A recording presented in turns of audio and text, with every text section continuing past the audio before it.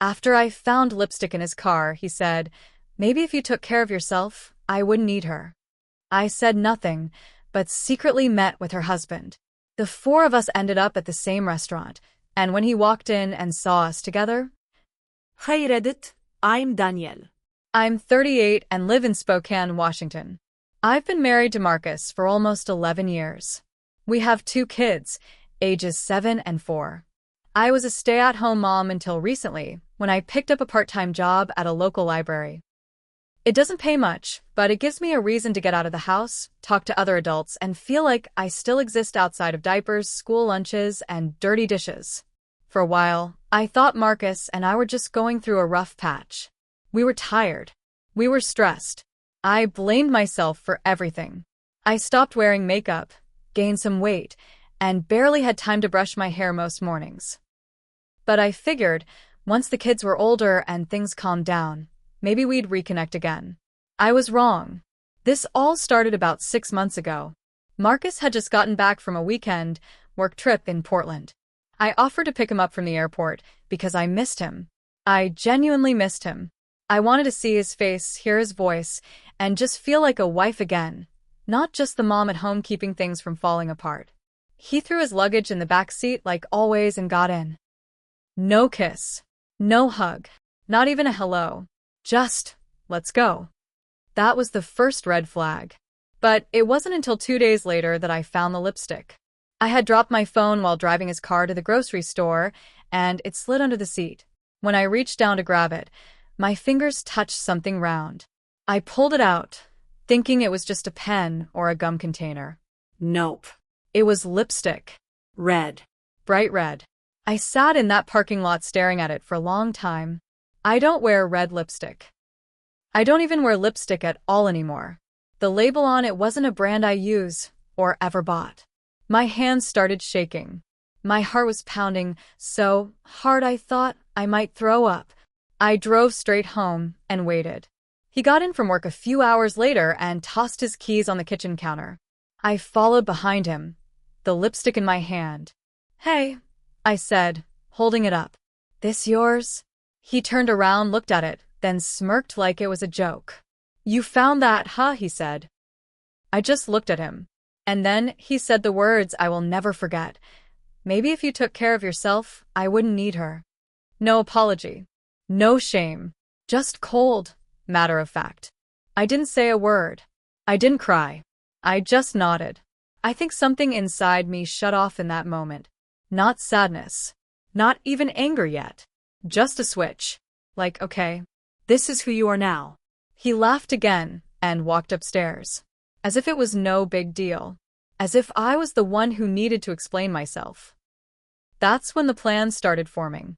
I had no clue who she was. But I knew Marcus wasn't smart when it came to hiding things. He'd never changed the passcode on his phone. I waited until he was in the shower the next night, then I unlocked it. There were dozens of texts to one number. No name. Just a number. Lots of "can't wait to see you" and "last night was amazing." Some graphic stuff I won't repeat here. I took screenshots of everything and emailed them to myself. Then I did some digging. I ran the number through an online search tool and got a hit almost immediately. Amy. Blonde. A little younger than me. Maybe early 30s. Married. 2 kids. She worked at an orthodontics office on the north side of town. I went through her Facebook. There were pictures of her and Marcus together, but never tagged.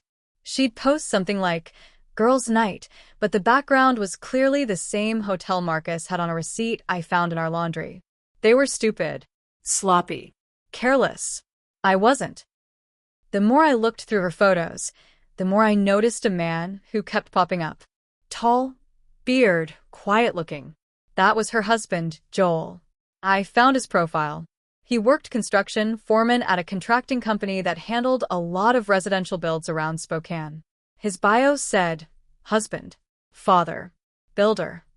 I don't know what made me do it, but I messaged him. Joel. You don't know me, but I think we should talk. It's about your wife and my husband. He responded the next day. We met at a coffee shop on Division. I was shaking when I walked in. I didn't know what I expected. Maybe he'd yell at me. Maybe he'd deny it. He didn't. Joel stood up when I walked in and pulled out a chair for me. He didn't look surprised, just tired. Like he already knew what I was going to say. I told him everything. Showed him the texts, the lipstick, the hotel receipt. I thought I'd cry, but I didn't. Not in front of him. He listened to everything, then rubbed his face and said quietly, I knew it. ing knew it. We sat there for over an hour, swapping timelines, matching lies. Her girls' nights lined up with Marcus's business trips. Her sudden interest in the gym started around the time Marcus stopped sleeping with me. Joel didn't yell. He didn't freak out. He just got quiet, focused. Then he looked at me and said, let's make them look each other in the eye. We picked the nicest restaurant in Spokane. The kind of place with candles, waiters in black vests, white tablecloths. I made the reservation under Marcus's name, Joel, and I met there first. I wore a simple black dress. Nothing crazy, but enough to make Marcus notice. Joel cleaned up too. He wore a button-down shirt and even brought flowers, just for the show. We sat at a booth near the back, 2 wine glasses in front of us, pretending to be on a date. At 7:46 p.m., Marcus walked in with Amy. They were laughing, holding hands. I watched his whole face change the second he saw me. He froze. Amy followed his gaze, and her smile dropped. Joel turned to look at them and waved. Amy looked like she saw a ghost. Her mouth opened, but nothing came out. The maitre d' looked confused, asked if there was a problem. I stood up and said, oh no, they're just here for their reservation. We're all done. Marcus stepped forward. What the hell is this? I just looked him dead in the eye and said, you said I didn't take care of myself. I decided to start. Then Joel stood up. He walked over to Amy, leaned in, and kissed her on the cheek. I packed your things. They're on the lawn. Then we both walked out and left them standing there in the middle of that fancy restaurant, looking like absolute fools. After that night at the restaurant, things moved fast. Joel filed for divorce the next day.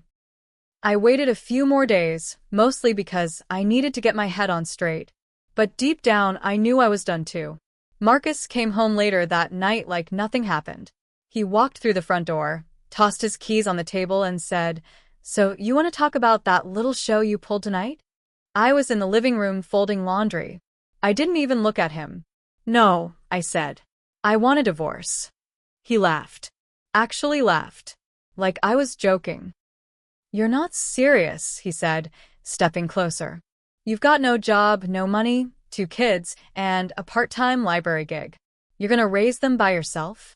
I stood up and looked him dead in the eyes. Watch me. His face changed. That smirk dropped off quick.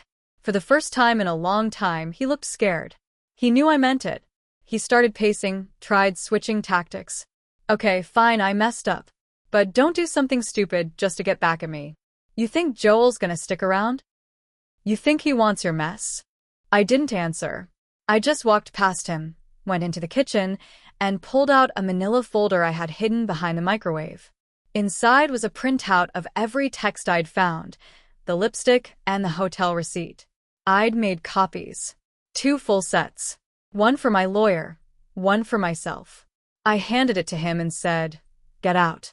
He stared at it, flipped through a few pages, then slammed it down on the counter. You think you're gonna win? You're not. I'll fight for those kids. I didn't say anything. I just dialed 911 and held the phone up without hitting call. He left. That was the last night he ever slept under my roof. About 2 weeks later, I got a message from Joel. Thought you'd want to see this, he said. Attached was a screenshot of Amy's new Facebook post.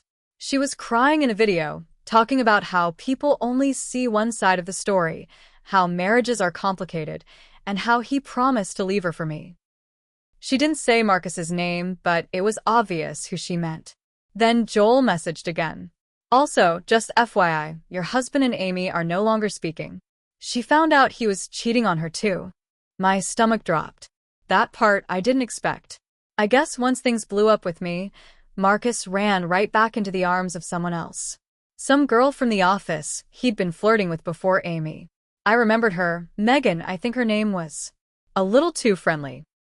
Always laughing at his dumb jokes at the holiday party. So now Amy was alone. Marcus was trying to juggle two side pieces with no job, and Joel was going full steam ahead with his divorce. I felt like I should feel happy, but I didn't. I felt tired, like I'd just survived a tornado. Marcus tried to play dirty with the kids. He filed a motion for joint custody and told the judge I was mentally unstable and poisoning the kids against him. I had already hired a lawyer. She wasn't flashy, but she was sharp. Her name was Teresa, and she took no crap from anyone. We showed the judge everything: texts, proof of infidelity, proof of financial neglect, and testimony from our son's school counselor about the tension in our home. Marcus's lawyer tried to paint me as an emotional wreck. But when the judge asked if I had anything to say, I stood up, looked at Marcus, and said, "For 10 years, I made excuses for him. I raised our kids while he disappeared. He left me alone in the hardest moments of my life. And when I finally found the strength to stand up for myself, he called me selfish. I'm not the unstable one here." The courtroom was silent. The judge gave me full physical custody. Marcus got supervised visitation until further review. He lost it, slammed his fist on the table, cursed at the judge. That didn't help him either. I thought it would end there, but it didn't. People talk. And in a town like Spokane, news spreads fast. Turns out, Marcus had been hooking up with more than just Amy and Megan. A few women from his job came forward, saying he made them uncomfortable, sent weird messages late at night, offered to help with promotions in exchange for drinks or fun. One of them filed a formal complaint with his old job. He was blacklisted from the district. Word was, nobody wanted to be the next HR department dealing with Marcus the creep. Amy's world started crumbling too. After Joel kicked her out, she moved in with her sister. Her kids didn't want to talk to her. Joel got temporary full custody, and Amy was spotted at a bar one night screaming at a stranger because someone called her a homewrecker. None of this made me feel better, but it made me feel something I hadn't felt in a long time: free. A few months passed. I was starting to feel okay. Still healing, still angry sometimes, but better. Then Marcus showed up at my door. I was getting the kids ready for school. He pulled up in a beat-up sedan and knocked like nothing happened. "Can we talk?" he asked. I didn't say anything. "I just want to see my kids," he added. "They're at school," I said, even though they weren't yet. He looked thinner, tired, hair messy, clothes wrinkled, like life had finally started punching back. "I made mistakes," he said. "I know I messed up, but I've changed. I'm working on myself. I started therapy." I almost laughed. He started crying. Actual tears. The man who once told me to stop being dramatic when I cried after losing my mom was now standing on my porch in tears. I let him talk for 5 minutes. Then I said, "You didn't just cheat. You humiliated me. You told me I wasn't good enough. You threatened to take my kids. And now you want a second chance." He looked down at the ground. "No," I said. "You don't get one." Then I shut the door. After that doorstep moment, Marcus didn't try to come back for a while. Weeks passed. Things finally started to settle again.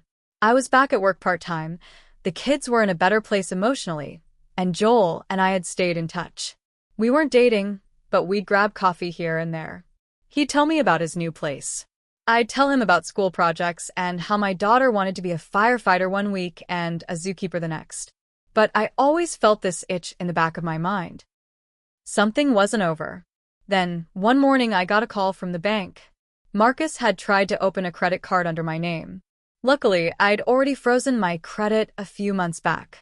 It got flagged, and they called me immediately. I was stunned. I hadn't thought he'd stoop this low. But he did. I filed a police report that same day. The officer asked if I wanted to press charges. I said yes. I'd been quiet long enough. Then came the knock on his door a week later. He was staying in a friend's basement on the edge of town. Cops showed up, served him papers, and officially opened a fraud investigation. He texted me nonstop after that. You crazy B asterisk asterisk asterisk H. You think this is justice? You're ruining my life. I didn't respond. But I printed the messages and forwarded them to my lawyer. Around the same time, Joel called me. He sounded off. Quiet, not in the usual steady way, but like he was holding something in. Can we meet? He asked. We sat at the same coffee shop where we met the first time. He looked different. Pale. Like he hadn't been sleeping. I think Amy's pregnant, he said, eyes locked on the table. I blinked. What? She texted me last night. Said she's 6 weeks along. Claims it's mine, but we haven't slept together in over 3 months. Not since the fallout. I just sat there, stunned. He sighed. She wants to meet. She says she's sorry. Says she wants to talk about co-parenting and rebuilding. I asked, do you believe her? He shook his head. Not for a second. But I need to know what her game is. So, he met her. At a diner near the highway. I didn't go, but he called me afterward. She says it's Marcus's kid. Joel told me. But he's ghosting her. Won't answer. Won't return her calls. She's alone. And she's angry. I didn't even know how to respond to that. A baby? If that was true, it meant everything was about to explode again. 2 days later, Amy showed up at my door. She looked like hell. Puffy eyes, no makeup, hair greasy, like she hadn't showered in days. Can we talk? She asked. I didn't want to, but something in me said yes. Maybe I just wanted to hear her say it. We sat on the porch. She started crying almost immediately. I didn't mean for any of this to happen. He told me you two were over. That you didn't care about him. That you were cold. He told me we had a future. I didn't interrupt.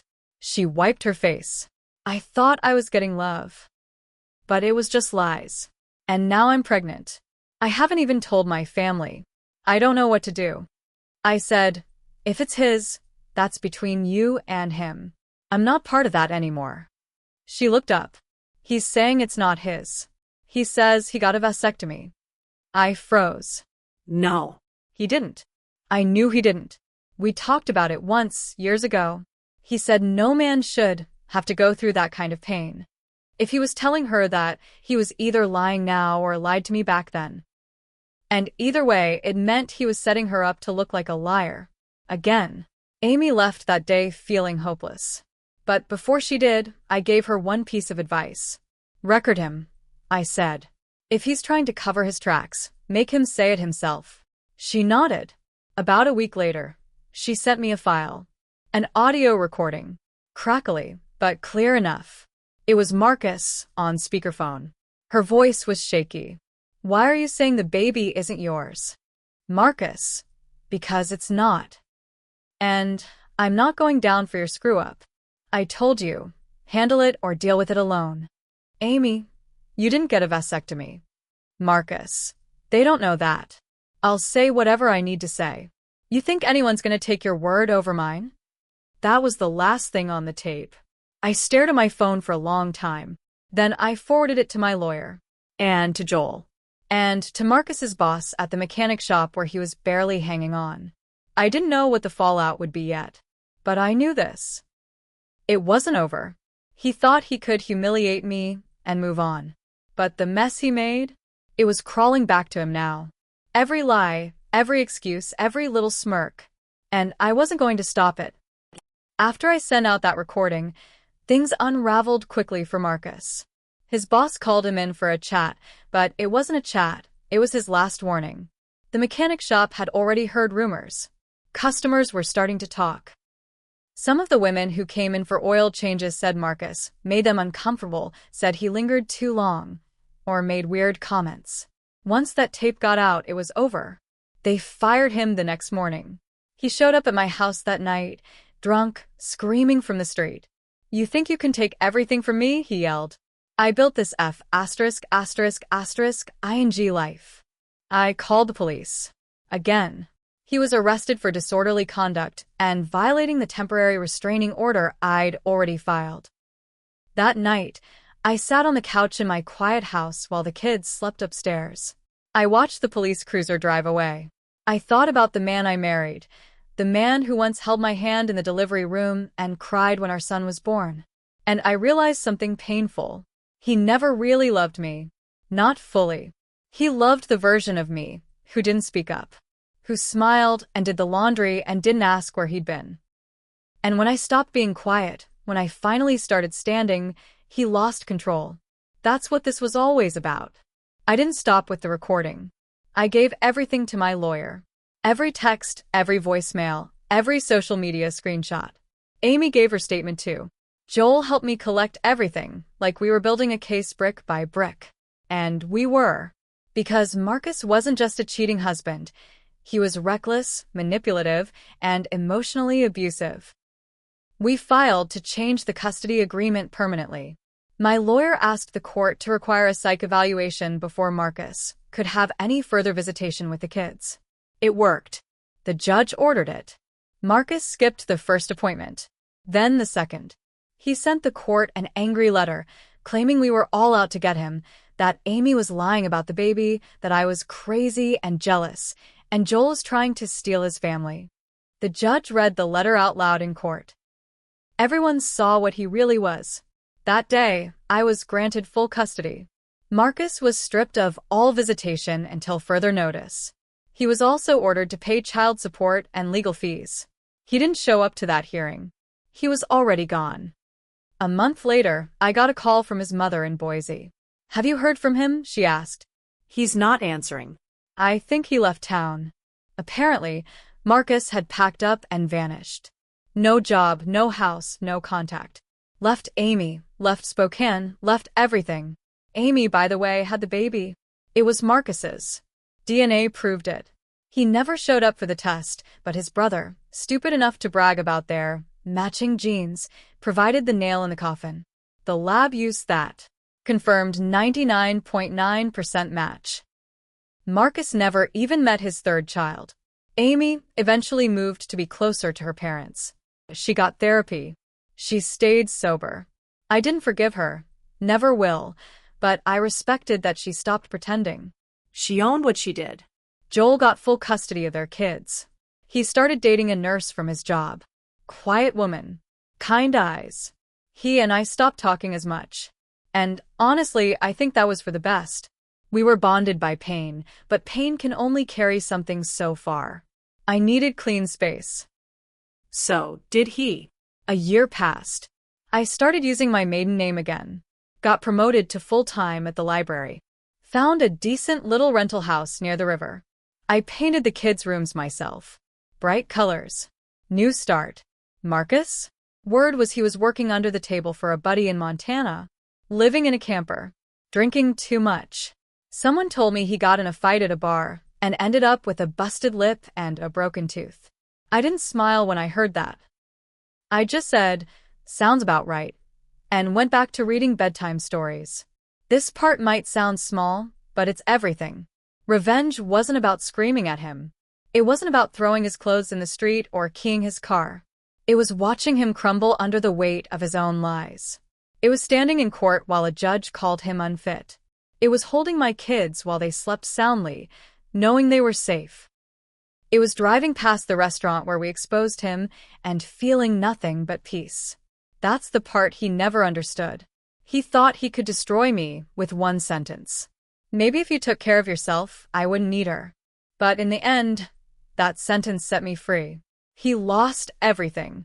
And I found myself